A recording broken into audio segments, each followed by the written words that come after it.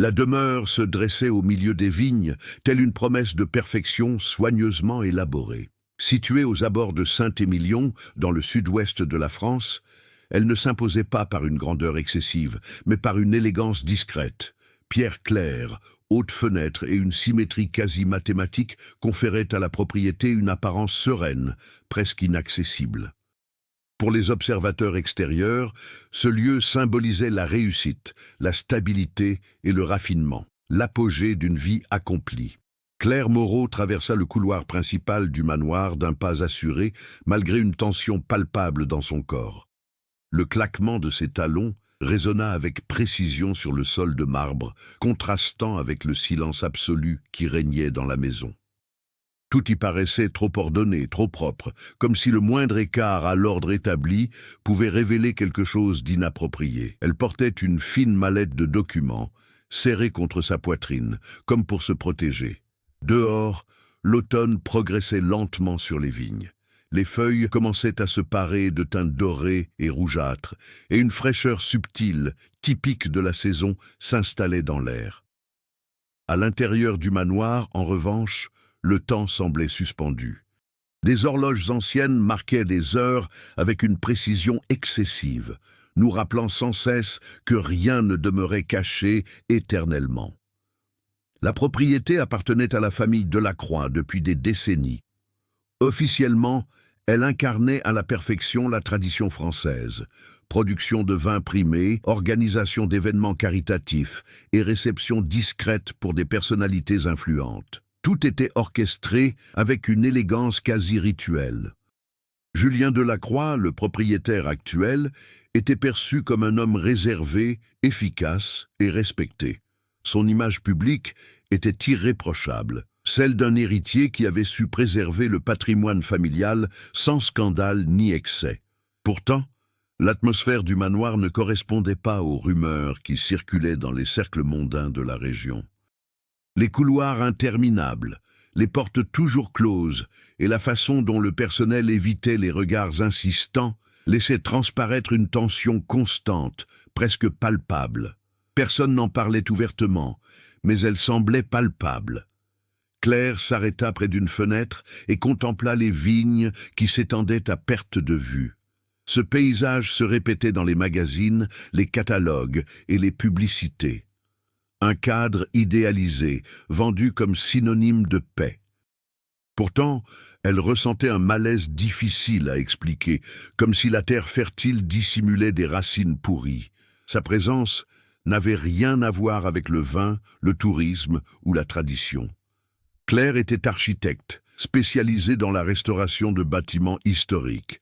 Elle avait été officiellement engagée pour évaluer la structure du manoir suite à une plainte anonyme déposée auprès de la mairie. La plainte était vague, mentionnant seulement des irrégularités structurelles et des modifications non déclarées. Rien d'alarmant au premier abord.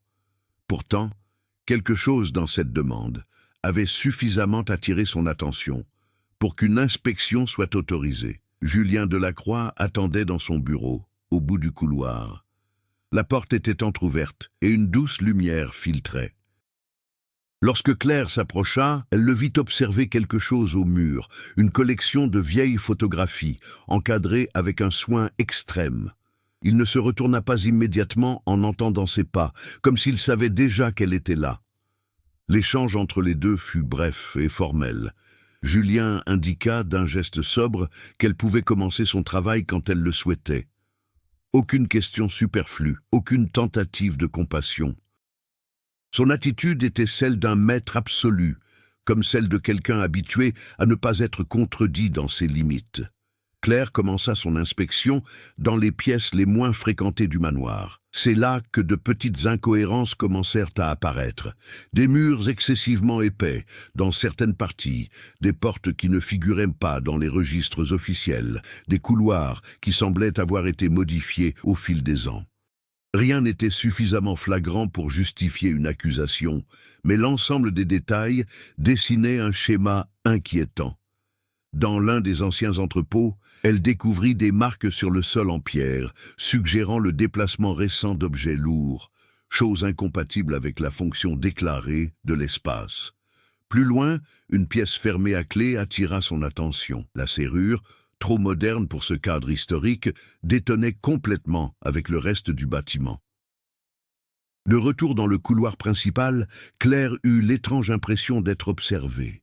Personne n'était visible, mais le silence semblait plus pesant, presque oppressant. Le manoir ne réagissait pas comme un bâtiment ordinaire. Il semblait réagir à la présence de quiconque osait regarder au-delà des apparences. La vie parfaite, que tous enviaient, commençait à laisser entrevoir de subtiles failles. Et Claire comprit, même sans preuve concrète, que sa présence là-bas n'était pas qu'une simple formalité. Quelque chose en ce lieu résistait à la révélation et ferait tout pour rester caché. Le lendemain matin, le manoir s'éveilla avant l'aube. Le personnel s'activait dans un silence presque chorégraphié, comme si chaque geste avait été répété d'innombrables fois. Claire le remarqua dès qu'elle descendit prendre son petit déjeuner. Personne ne parlait plus que le strict nécessaire, et les regards s'évitaient. Une discipline tacite régnait, non pas maintenue par des règles apparentes, mais par une compréhension tacite. Les questions n'étaient pas les bienvenues. Le village voisin accentuait le contraste. Saint-Émilion vivait du tourisme, du vin et des traditions. Dans les rues pavées, les habitants se saluaient par leurs noms, discutaient des vendanges, du temps qu'il faisait et des petits différends locaux. L'hôtel particulier des Delacroix, bien qu'essentiel à l'économie régionale, restait en marge de la vie quotidienne. Respecté, certes, mais tenu à distance, comme une évidence. Claire passa la journée à analyser de vieux plans dans les archives municipales improvisées, aménagées à l'intérieur même du manoir.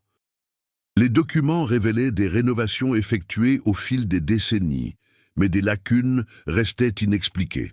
Certaines extensions n'apparaissaient pas dans les documents officiels et certaines pièces semblaient surgir de nulle part sur les plans les plus récents. Elle annotait tout avec une précision technique, s'abstenant de laisser transparaître la moindre réaction devant Julien, qui apparaissait de temps à autre pour observer son travail. Julien Delacroix était un homme d'une présence réservée. Il n'élevait pas la voix, ne faisait aucun geste brusque, mais il occupait l'espace d'une manière indéniable. Lorsqu'il traversait les couloirs, les employés ajustaient discrètement leur posture. Ils portaient le poids d'un héritage bâti sur le prestige et le silence. Son père, Henri Delacroix, avait été une figure encore plus imposante, connu pour maintenir l'ordre d'une main de fer et pour ne jamais laisser les affaires familiales dépasser les limites du domaine. L'absence d'Henri planait encore sur la maison. Bien qu'il fût officiellement décédé depuis 5 ans, son nom était prononcé avec précaution, presque avec révérence. Des photos de lui occupaient des places stratégiques sur les murs, toujours dans des poses figées, le regard grave, la posture rigide. Claire remarqua qu'aucune image ne montrait d'instant intime ou de détente. Tout semblait faire partie d'un récit soigneusement mis en scène. Parmi le personnel, Madeleine, la gouvernante, se distinguait. Cette femme d'âge mûr, au visage sévère et aux gestes précis, travaillait au manoir depuis sa jeunesse. Polie envers Claire, elle répondait de façon brève et directe. Pourtant, quelque chose dans son attitude trahissait un conflit intérieur, comme si elle était déchirée entre loyauté et profonde lassitude. Dans l'un des plus anciens couloirs, Claire remarqua de subtiles marques sur les murs, presque invisibles sous la récente restauration. Il ne s'agissait pas de simples fissures, mais de traces de fermeture de fortune, comme si des passages avaient été condamnés à la hâte par le passé. En touchant la surface, elle sentit la différence de densité entre les pierres. Le contexte français n'était pas un simple décor. Il a influencé les décisions. La législation stricte en matière de patrimoine historique expliquait la réticence de Julien à autoriser une inspection approfondie. La moindre irrégularité pouvait entraîner de lourdes amendes, une perte de prestige, voire une intervention de l'État. La réputation de la famille Delacroix était intrinsèquement liée à une image de tradition et de respect des normes. Lors d'un dîner officiel ce soir-là, Claire observa la manière dont Julien menait la conversation avec les invités locaux. Il parlait peu, mais avec précision, esquivant tout sujet qui s'approchait de trop près de l'histoire du manoir. Lorsqu'on évoqua d'anciennes rénovations, il répondit par des généralités et recentra rapidement la discussion sur les vendanges de l'année. Sa maîtrise était subtile, mais efficace. Après le dîner, Claire traversa seule le jardin intérieur. Les vignes étaient impeccablement alignées, témoignant du même soin méticuleux apporté à l'intérieur de la maison. C'est là qu'elle rencontra Antoine, le responsable du vignoble. Contrairement aux autres employés, il semblait moins réservé. Il parla du travail, du sol et du climat, mais s'interrompit brusquement lorsque Claire mentionna des parties du manoir qui ne figuraient pas sur les anciennes cartes. Le silence qui suivit fut plus révélateur que n'importe quelle réponse. Au fil des jours, Claire comprit que le manoir était bien plus qu'un simple bâtiment historique. Il fonctionnait comme un organisme vivant, nourri par des secrets inégalement répartis. Chaque personnage, Julien, Madeleine, Antoine, et même les villageois, portaient en lui des fragments d'une vérité plus vaste, façonnée par des décennies de confort, de peur et de tradition. Et plus Claire avançait dans son analyse technique, plus il devenait évident que ces murs n'avaient pas été modifiés uniquement pour des raisons structurelles, mais pour dissimuler quelque chose qui ne devait jamais être découvert. Le 3e jour de l'inspection débuta par un changement presque imperceptible dans le comportement de la maison. Les portes qui étaient restées ouvertes auparavant commencèrent à se refermer après le passage de Claire. De légers retards survinrent pour accéder à certaines pièces, toujours justifiées par des raisons pratiques, nettoyage, entretien, réorganisation. Rien d'explicite, mais suffisant pour créer des obstacles constants. Claire modifia ses habitudes. Elle commença à consigner chaque détail avec plus de méticulosité, photographiant discrètement des sections de murs, mesurant leur épaisseur et notant les différences de matériaux. Dans un couloir latéral, loin des espaces communs, elle détecta une variation de température inhabituelle. Le mur affichait une température inférieure à celle du reste de la pièce, signe évident de la présence d'un espace creux derrière la structure. Sollicité pour accéder au site, Julien ne répondit pas immédiatement. Il prit connaissance du rapport pendant quelques secondes avant d'accepter, mais insista pour être présent lors de l'inspection. L'espace s'avéra être un ancien entrepôt, officiellement désaffecté. Cependant, le sol portait des traces récentes d'un nettoyage intensif, ce qui était incompatible avec un lieu supposément abandonné. À mesure que le conflit s'intensifiait, les tensions humaines s'exacerbaient. Madeleine commença à accompagner Claire plus fréquemment, prétextant avoir besoin d'être guidée. Son regard attentif, cependant, ne semblait pas uniquement bienveillant. À plusieurs reprises, Claire remarqua que la gouvernante observait les murs avec appréhension, comme si elle s'attendait à ce que quelque chose surgisse soudainement. La résistance de Julien s'est faite plus manifeste lorsque Claire a demandé l'accès aux archives familiales. Il a refusé, cette fois sans ménagement. Il a invoqué des raisons personnelles et des contraintes contractuelles. Ce refus a marqué un tournant décisif. Claire n'était plus seulement une professionnelle exécutant une tâche technique, mais une menace potentielle pour la stabilité bâtie par la famille de Lacroix. Dans le village, la présence de Claire commença elle aussi à susciter un malaise. Dans un petit café, les conversations s'interrompaient dès qu'elle entrait. Un habitant âgé fit remarquer à voix basse que le manoir n'aimait pas être dérangé. Cette phrase sonnait moins comme une superstition que comme un avertissement. Le conflit prit une nouvelle tournure lorsque Claire découvrit que la plainte anonyme qui avait motivé son embauche n'avait pas été déposée par un simple citoyen, mais envoyée depuis un terminal interne de l'hôtel de ville, un dispositif à accès restreint.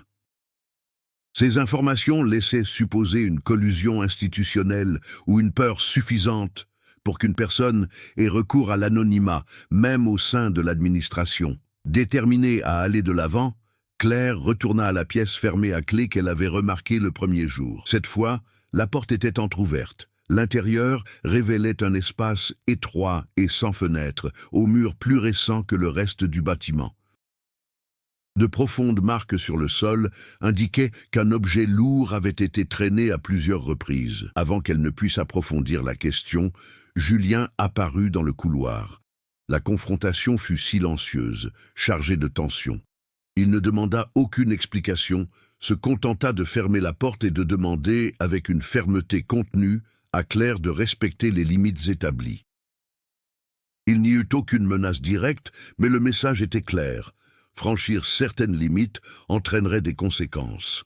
À partir de ce moment, le conflit cessa d'être simplement structurel ou administratif. Il devint personnel. Claire commença à ressentir le poids d'une surveillance constante. Ses déplacements étaient remarqués, ses notes observées. Malgré tout, chaque obstacle renforçait sa conviction qu'on lui dissimulait quelque chose de grave. L'antagonisme entre Claire et Julien ne reposait pas sur des paroles blessantes ni sur des accès de colère, mais sur une lutte silencieuse pour le pouvoir. Lui incarnait la préservation d'un héritage bâti sur des omissions. Elle, la menace de la révélation, guidée par l'éthique professionnelle et un malaise personnel grandissant. Au cœur de ce conflit, le manoir demeurait immuable, protégeant ses secrets sous des strates de pierre et d'histoire. Mais des fissures commençaient à apparaître, non seulement dans les murs, mais aussi dans le récit soigneusement entretenu par la famille Delacroix. Et Claire comprit qu'en allant de l'avant, il n'y aurait pas de retour en arrière. Au fil de l'inspection, des récits parallèles ont émergé qui, bien que discrets, ont élargi la portée du conflit principal. Rien n'y existait isolément. Chaque comportement étrange, chaque silence prolongé, semblait lié à quelque chose de plus grand, de plus ancien. Claire engagea la conversation avec Antoine, à l'extérieur du manoir, profitant des moments où il supervisait les vignes à quelque distance de la maison. Loin des murs de pierre, il semblait moins sur ses gardes. Il parla des vendanges, des nombreux labours effectués au fil des ans, toujours aux abords du manoir, jamais dans les champs cultivés. D'après lui, certaines parcelles étaient intouchables, sur ordre direct de la famille Delacroix, même du temps d'Henri. Un autre élément de l'histoire de Madeleine est apparu. Un soir, Claire la trouva dans l'ancienne aile de service, observant une porte qui ne figurait sur aucun plan. Madeleine ne chercha pas à dissimuler son malaise. Elle admit, de façon décousue, que certaines rénovations avaient été effectuées à la hâte des années auparavant et que certaines décisions n'avaient pas été consignées par écrit afin de protéger la famille. Son conflit n'était pas seulement moral, mais aussi pratique. Elle dépendait de cet emploi depuis sa jeunesse et portait le poids des choix faits pour survivre. Parallèlement, Julien devait faire face à des pressions extérieures. Un événement caritatif approchait et l'hôtel particulier devait accueillir des invités de marque venus de Paris et de Bordeaux. L'inspection de Claire risquait de coïncider avec l'ouverture au public de la propriété, ce qui pourrait soulever des questions embarrassantes. Cette urgence devint manifeste lorsque Julien insista pour obtenir une date limite pour la remise du rapport technique. Au village, Claire découvrit un autre aspect de l'histoire. Un ancien habitant lui parla d'un jeune homme disparu des décennies plus tôt, à l'époque où le manoir était en pleine rénovation. Officiellement, l'affaire avait été classée comme une fugue volontaire. Pourtant, personne n'avait oublié que le dernier endroit où il avait été vu se situait aux abords du domaine Delacroix. L'enquête n'aboutit pas, faute de preuves et de pression. Les intrigues secondaires commencèrent à converger lorsque Claire réalisa que les zones interdites du manoir correspondaient à la période de la disparition.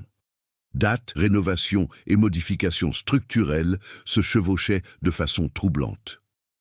Le temps, qui semblait suspendu jusque-là, pesait désormais lourdement sur tous les protagonistes. La tension monta lorsque Claire découvrit un vieux carnet dissimulé parmi des documents techniques oubliés.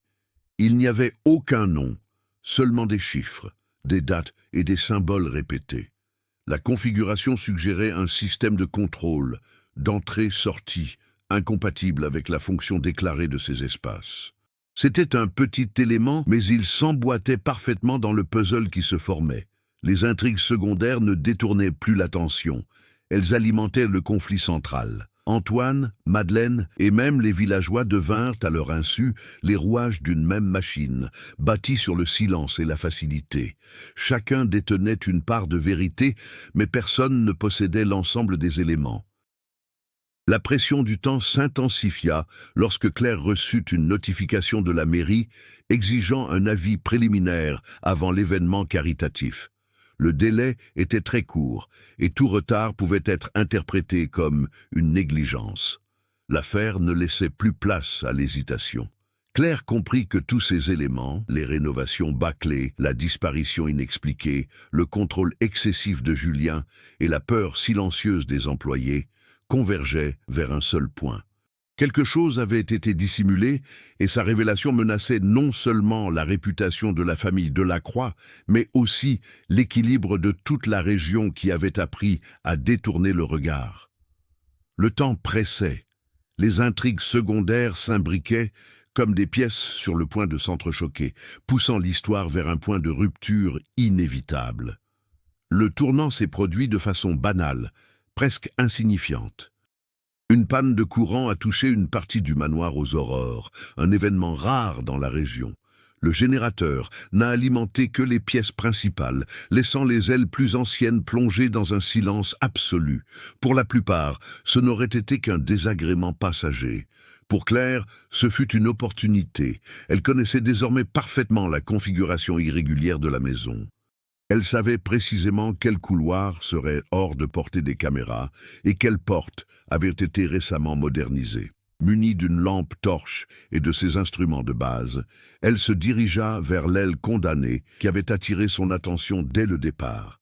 Arrivé au pied du mur à la densité irrégulière, il remarqua quelque chose d'inédit. Une vibration presque imperceptible, comme si l'espace derrière la pierre réagissait à une instabilité électrique. En retirant avec précaution un faux panneau, un phénomène jamais observé auparavant, il découvrit une étroite ouverture, dissimulée par des couches de mortier frais. L'espace au-delà du passage n'était pas une simple pièce oubliée. C'était une chambre souterraine, construite dans un but précis. L'air y était lourd et le sol en terre battue contrastait fortement avec le raffinement de la demeure située au-dessus. Il n'y avait aucun objet décoratif, seulement de profondes marques sur les murs, traces de confinement et une structure métallique fixée au sol. Claire n'eut pas besoin de beaucoup de temps pour comprendre que cet endroit n'avait pas été conçu pour le stockage. C'était un espace de confinement. Le choc ne fut pas suivi de longues réflexions, mais d'une action immédiate. Elle photographia tout, mesura les distances et consigna objectivement chaque détail. Cependant, un événement inattendu changea complètement le cours des événements. Parmi les décombres, elle découvrit des fragments de tissu et un médaillon ancien, identique à celui qu'elle avait vu sur une photo de famille accrochée dans le couloir principal. L'objet n'appartenait pas à un étranger, il appartenait à la lignée Delacroix elle-même. Avant qu'il ne puisse partir, des pas résonnèrent au-dessus de lui. Le passage commença à se refermer de l'extérieur. Le faisceau de la lampe torche vacilla, et Claire comprit qu'elle n'était plus seule face à cette révélation. Julien était apparu, non pas en colère, mais avec un calme inquiétant. Sans élever la voix, il confirma ce que personne n'avait jamais osé dire. La chambre n'avait pas été construite par lui, mais par son père. Henri Delacroix s'en servait pour régler des problèmes qui échappaient aux autorités. La disparition du jeune homme du village n'était ni un accident ni une fuite. C'était une conséquence. Le véritable tournant, cependant, ne fut pas seulement la révélation du crime. Julien admit avoir tout découvert des années plus tard, lorsqu'il était trop tard pour réparer les dégâts. Au lieu de le dénoncer, il avait choisi de se taire, préservant ainsi le nom de famille et perpétuant le système de dissimulation hérité. L'affaire cessa d'être une enquête extérieure pour devenir un conflit moral direct. Claire n'était plus seulement confrontée à un sombre héritage, mais au choix conscient de le perpétuer. Julien n'a pas menacé Claire ouvertement. Il n'en avait pas besoin. La froide logique de ses paroles laissait clairement entendre que révéler ce secret détruirait non seulement la famille Delacroix, mais aussi tous ceux qui dépendaient d'elle financièrement. Employés, fournisseurs, le village tout entier. Le poids de la décision reposait désormais sur ses épaules. Le point de non-retour était atteint. Désormais, aucun choix ne serait neutre. Le secret du manoir avait été révélé. Et il fallait maintenant payer un prix, le silence ou la vérité. Le courant fut rétabli peu avant l'aube, mais rien ne redevint comme avant dans le manoir. Le silence qui régnait dans les couloirs n'était plus seulement discipliné, il était lourd d'attente. Chaque employé semblait pressentir qu'un événement irréversible s'était produit, sans même savoir exactement quoi. Julien a maintenu sa routine publique intacte. Il assistait aux réunions, répondait aux appels et supervisait les préparatifs de l'événement caritatif comme si de rien n'était. Cette normalité calculée était, en soi, une réaction directe à la découverte de Claire. Le contrôle absolu restait son principal atout. Cependant, ces déplacements sont devenus plus stratégiques.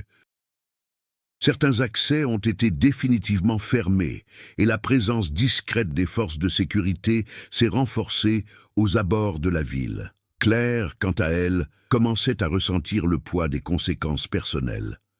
Son rapport préliminaire devait être remis sous peu, et chaque mot avait désormais des implications concrètes. Il ne s'agissait plus d'irrégularités structurelles, mais de preuves d'un crime dissimulé pendant des décennies. Pourtant, elle n'était ni confrontée directement, ni explicitement contrainte. La pression venait de son environnement, d'omissions délibérées et du sentiment constant d'être surveillée. Madeleine fut la première à réagir visiblement. Lorsqu'elle trouva Claire dans le couloir de service, ses mains tremblaient légèrement. Sans poser de questions directes, elle laissa clairement entendre qu'elle savait qu'on avait trouvé quelque chose. Elle parla des choix faits par peur, de la façon dont le silence était devenu une forme de survie. Elle ne chercha pas l'absolution, elle exprima seulement l'épuisement de celle qui avait porté un secret qui n'avait jamais vraiment été le sien. Antoine réagit différemment. Il évita complètement le manoir pendant 2 jours, prétextant des problèmes dans les vignes. À son retour, il garda ses distances avec Claire et Julien. Son comportement reflétait une volonté manifeste de se protéger. Il comprenait que toute implication plus importante risquait de le mettre en danger, non seulement professionnellement, mais aussi socialement. Dans une petite communauté où les rumeurs vont vite, les conséquences commencèrent également à se manifester en dehors de la propriété. Claire constata un intérêt soudain accru du conseil municipal pour son rapport. Des appels téléphoniques incessants, des demandes de précision préalables et même des suggestions voilées de prudence firent leur apparition. Il devenait évident que le nom Delacroix dépassait désormais le cadre des vignobles. En interne, Julien a commencé à tester les limites de Claire. Il a subtilement suggéré une révision du contrat, proposant une prolongation et une augmentation des honoraires. Rien n'a été dit explicitement, mais la proposition était claire. Le silence offrait des avantages concrets à ceux qui le choisiraient. La réaction la plus inattendue est venue du manoir lui-même. Une partie du vieux couloir s'est partiellement effondrée, révélant une nouvelle couche de rénovation de fortune. L'incident n'a fait aucun blessé, mais il a mis en évidence la fragilité structurelle accumulée au fil des ans pour dissimuler ce qui n'aurait jamais dû exister. Le passé, au sens propre du terme, commençait à refaire surface. Claire comprit que les conséquences ne se limiteraient pas à la divulgation ou au silence.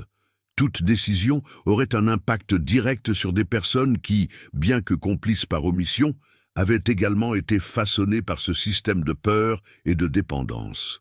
Ce tournant n'avait pas seulement engendré des tensions, il avait instauré un déséquilibre permanent. Les relations se modifiaient, les alliances tacites se défaisaient et le temps s'écoulait sans répit. L'histoire était désormais mue par les réactions humaines face à une vérité qu'il était devenu impossible de contenir. Dans les jours qui suivirent, Claire cessa d'agir comme une simple technicienne obéissant au protocole. La découverte dans la chambre souterraine exigeait d'elle une approche différente, non pas impulsive, mais résolument stratégique. Sa progression ne résultait pas de dialogue intérieur ou de dilemmes interminables, mais de décisions concrètes, visibles dans chacun de ses gestes. Elle a réorganisé tous les documents recueillis.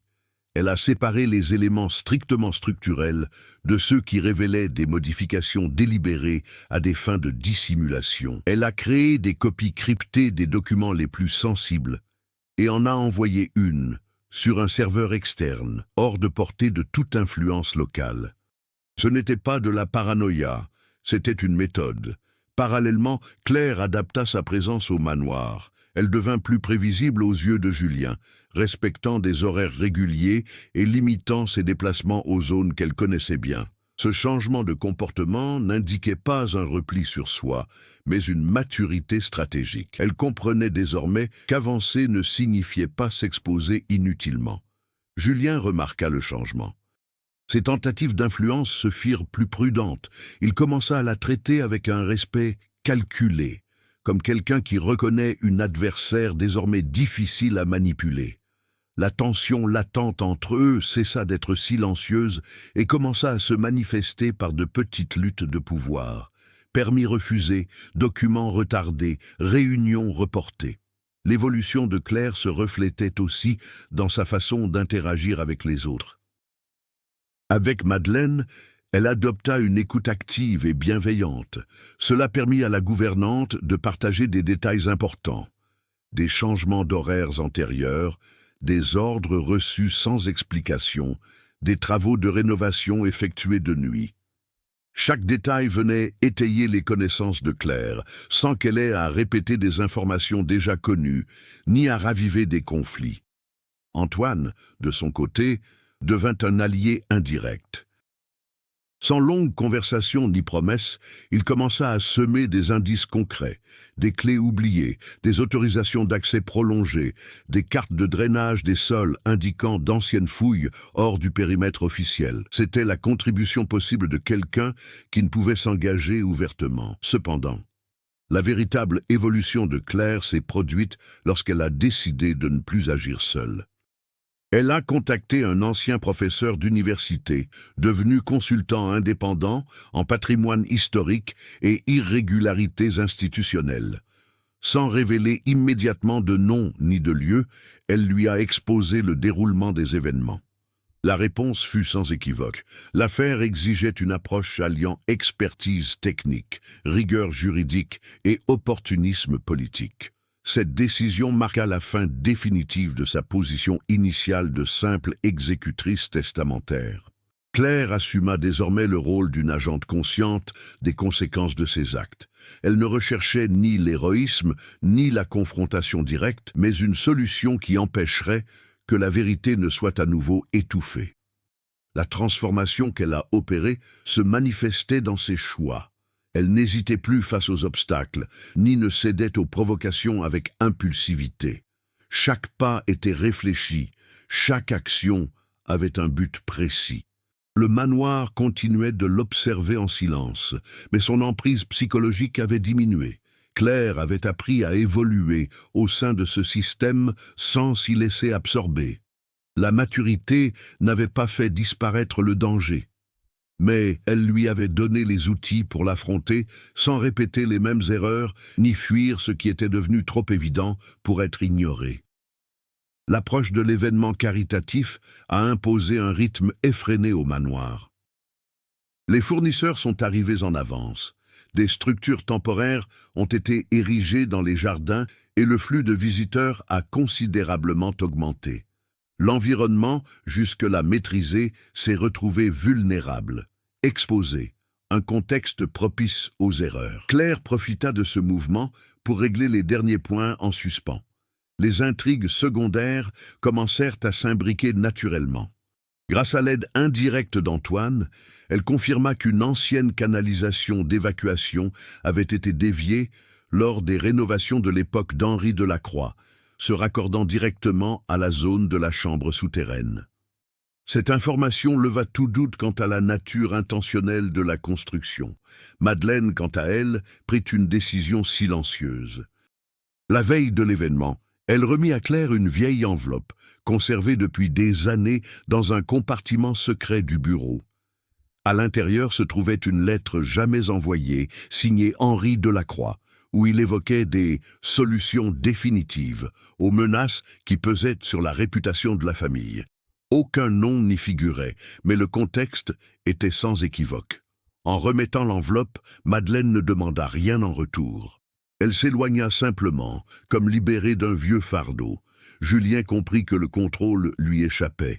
Il renforça sa présence, supervisant personnellement chaque détail de l'événement et restreignant davantage l'accès à certaines zones. Son attitude se figea, perdit de son élégance. Le vernis social commençait à se craqueler sous la pression. Les tensions s'exacerbèrent lorsque Claire apprit qu'un procureur régional assisterait à l'événement, invité officiellement en tant que mécène. Cette présence, loin d'être fortuite, transformait toute révélation en un potentiel scandale public.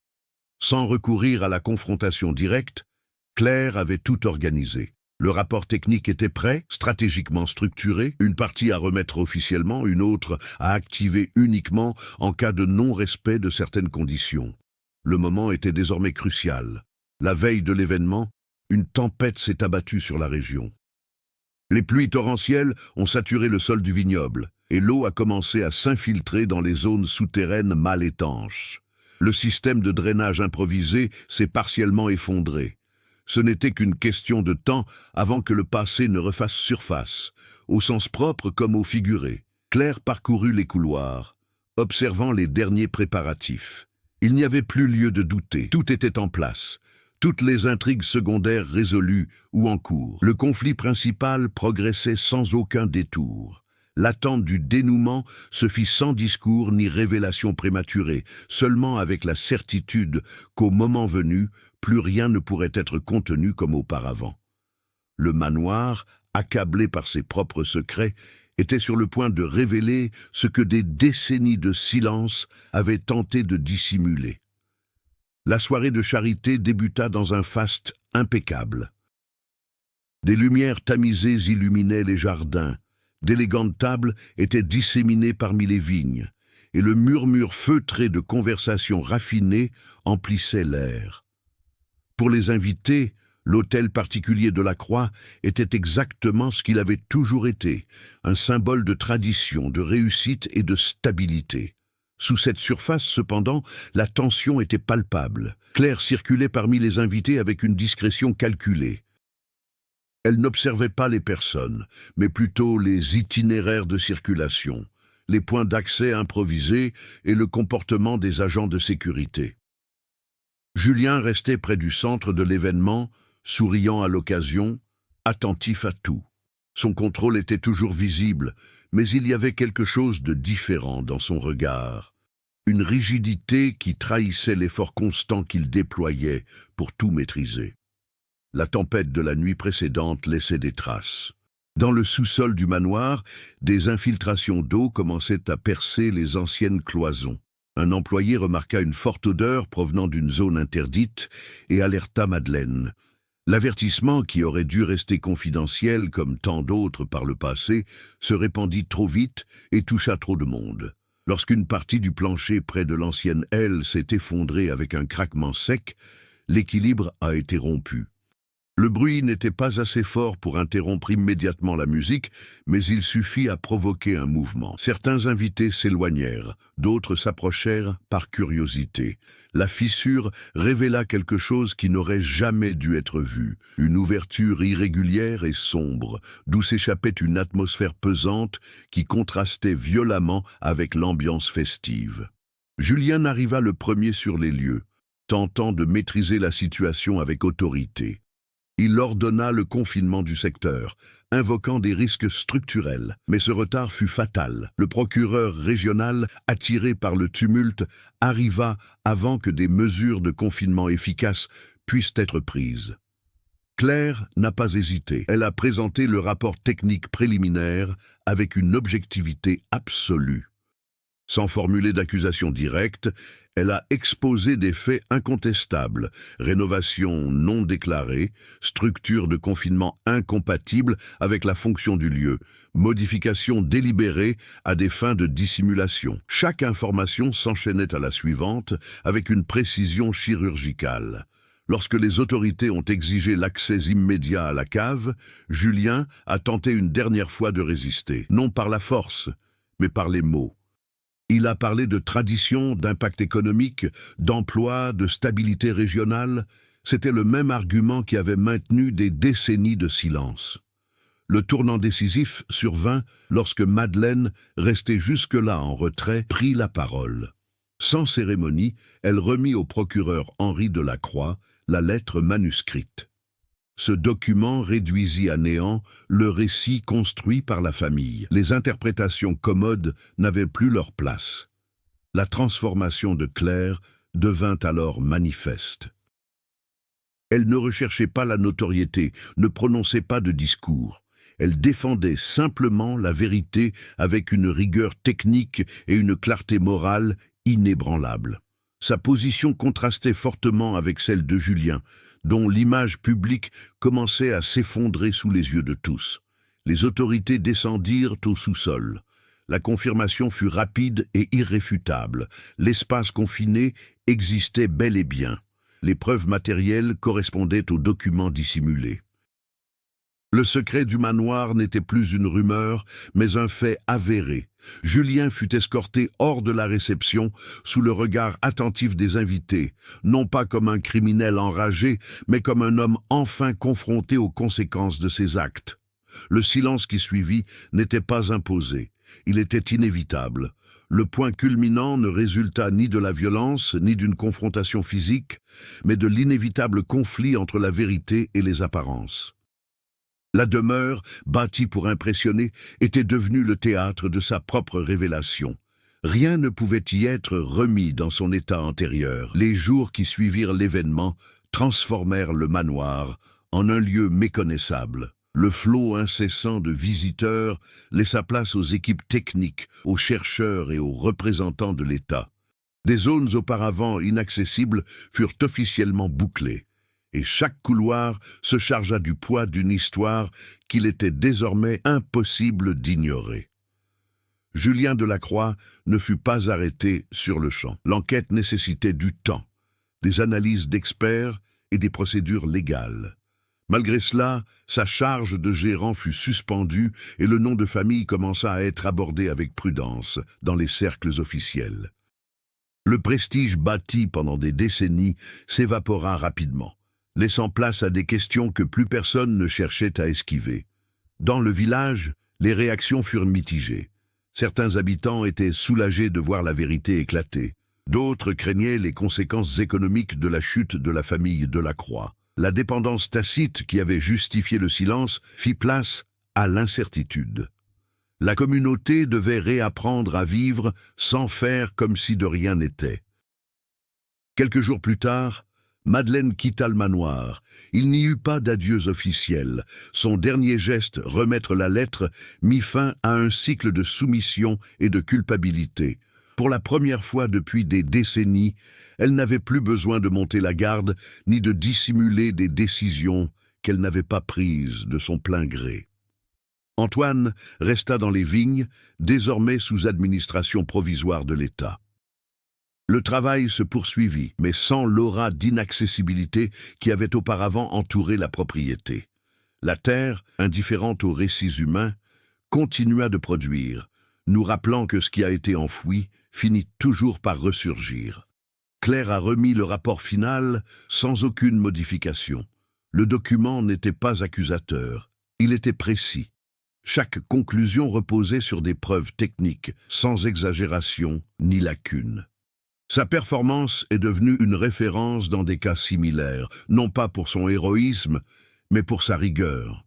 La conclusion de l'histoire n'apporta pas un sentiment de victoire totale.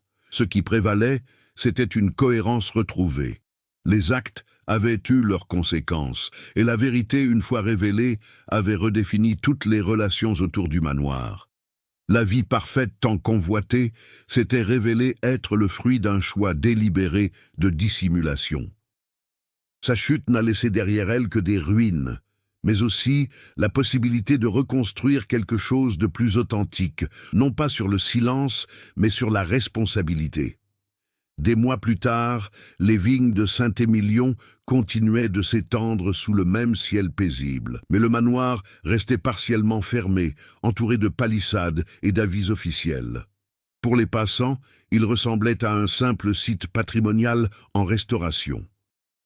Claire ne retourna dans la région qu'une seule fois, à l'invitation d'une commission indépendante. Elle parcourut les jardins sans hâte, observant combien le silence avait changé. Il n'était plus oppressant, mais simplement vide. En s'éloignant, elle comprit que certaines vérités, même révélées, ne sont jamais vraiment résolues. Le manoir se dressait là, immobile, un rappel permanent que le passé peut être caché un temps, mais jamais effacé. Si cette histoire a suscité chez vous un malaise, de la curiosité ou une réflexion, prenez un instant pour y penser. Combien de vérités restent cachées simplement parce qu'il serait trop facile de les révéler? De telles histoires ne relèvent pas uniquement de la fiction. Elles font écho à des choix bien réels, faits silencieusement chaque jour. Partagez votre interprétation. Commentez ce qui vous a le plus marqué et indiquez votre point de vue sur cette histoire. Votre perspective enrichit le sens du récit. Et si vous souhaitez continuer à explorer des histoires où les apparences et la vérité s'entrechoquent, suivez les prochains épisodes, car tous les mystères ne restent pas à jamais enfouis.